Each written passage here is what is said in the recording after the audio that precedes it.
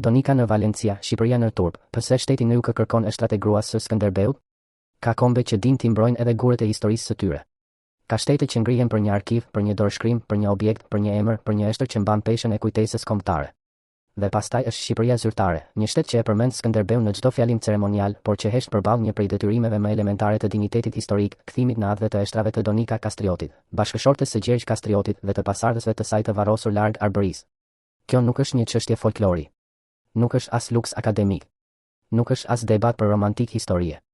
Kjo është çështje e kujtesës kombëtare, e respektit shtetëror dhe e seriozitetit me të cilin një kombë sillet me figurat e veta themelore. Sepse Donika nuk është një emër i çfarëdoshëm në margjinat e historisë. Donika është gruaja e Skënderbeut, zonja e një epoke, figura që qëndron për krah emrit më të madh të rezistencës shqiptare. Dhe fakti që eshtrat e saj prehen në Valencia, ndërsa shteti shqiptar nuk e ka kthyer këtë në një kërkesë të hapur kombëtare e diplomatike, është më shumë se neglizhencë, është një turp institucional. Çfarë pret shteti shqiptar? Çfarë e pengon? A mos valli mungon informacioni? E vështirë të besohet. A mos I mungon kujtesa? Edhe më e vështirë. E vërteta është më e hidhur, shtetit shqiptar I pëlqen historia si dekor, por jo si përgjegjësi. I pëlqen Skënderbeu në podium, në pankartë, në përvjetor, në fjalime boshe e brohoritje patriotike. Por nuk I pëlqen historia kur ajo kërkon vepra konkrete, kur kërkon diplomaci, insistim, dosje serioze, kontakt me shtete të tjera dhe dinitet kombëtar në tavolinë. Kjo është hipokrizia klasike e Tiranës zyrtare. Nga njëra anë, politika shqiptare mburret pa pushim me figurën e Skënderbeut. E përdor sistem, si mburoj, si kartolinë identitare për konsum të brendshëm e të jashtëm. Nga ana tjetër, nuk shfaq as vullnetin më minimal për të ngritur me peshë shtetërore çështjen e gruas së tij.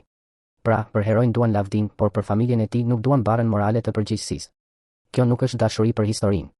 Kjo është përdorim I historisë. Dhe këtu lind pyetja që e godet drejt në ballë këtë shtet të lodhur nga ceremonialet, si ka mundësi që Shqipëria nuk arrin të bëjë atë që do ta bënte çdo shtet me sadopak vetdije kombëtare. Një kërkesë zyrtare ndaj Spanjës. Një angazhim diplomatik me autoritetet e Valencias. Një komision serioz historianësh, arkivistësh, diplomatësh e ekspertësh të trashëgimisë. Një projekt kombëtar për rikthimin ose të paktën për trajtimin me dinitet shtetëror të vendprerjes së Donikës. Asgjë nga këto nuk ka marrë peshën që meriton. Asgjë. Në çdo vend normal, kjo do të ishte temë kombëtare. Në Shqipëri, jo. Në Shqipëri bëhen debate të pafundme për gjëra të vogla, ndërsa çështjet që prekin shtyllat e memorisë historike lihen në mëshirë të harresës, të amatorizmit dhe të asaj sëmundjeje të vjetër shqiptare, fjalë të mëdha, vepra të vogla. Ne kemi ndërtuar një shtet që di të vendos kurora me lule, por jo të mbaj peshën e historisë. Di të recitoj emra të mëdhenj, por jo të mbroj simbolikisht nderin e tyre. Di të shpall krenari, por jo të veproj me dinjitet. Më e rëndë se kaq, heshtja për Donikën tregon edhe një tjetër sëmundje të elitave tona, mungesën e kulturës së vazhdimësisë historike. Për ta, historia mbaron te fotografia, te festa, te përdorimi politik I një figure. Nuk arrin të kuptojnë se kombet ndërtohen edhe mbi mënyrën se si trajtojnë të vdekurit e tyre të mëdhenj. Nuk arrin të kuptojnë se kthimi I eshtrave të një figure të tillë nuk është thjesht veprim ceremonial, por akt simbolik sovraniteti kulturor. Është mënyrë për t'i thënë brezave, ne nuk I harrojmë tanët, ne nuk I lëm ikonat tona të heshtin në dhe të huaj pa e ngritur zërin. Po ku është Ministria e Jashtme? Ku është Ministria e Kulturës? Ku është Akademia? Ku janë institucionet që paguhen me taksat e këtij populli për të mbrojtur trashëgiminë historike? Ku janë deputetët patriot të televizorëve? Ku janë fjalimet e tyre të zjarrta? Ku janë rezolutat? Ku janë notat diplomatike? Ku është shteti? Heshtja e tyre është përgjigjja më e shëmtuar. Sepse kjo heshtje tregon se në Shqipëri patriotizmi institucional shpesh është thjesht zhurmë. Sa herë vjen një datë historike, shfaqen me fjalë të mëdha. Sa herë duhet një akt konkret, treten. Dhe kjo temë nuk falet, sepse nuk kemi të bëjmë me një figurë do si do. Kemi të bëjmë me Donika Kastriotin. Me gruan që emri I saj duhet të trajtohej me po aq respekt sa vetë hija e Skënderbeut. Kemi të bëjmë me një pjesë të trungut historik të kombit shqiptar. Dhe fakti që ajo mbetet jashtë vëmendjes reale të shtetit është provë se ne vazhdojmë ta trajtojmë historinë si kostum, jo si ndërgjegje. Shqipëria zyrtare duhet të turpërohet.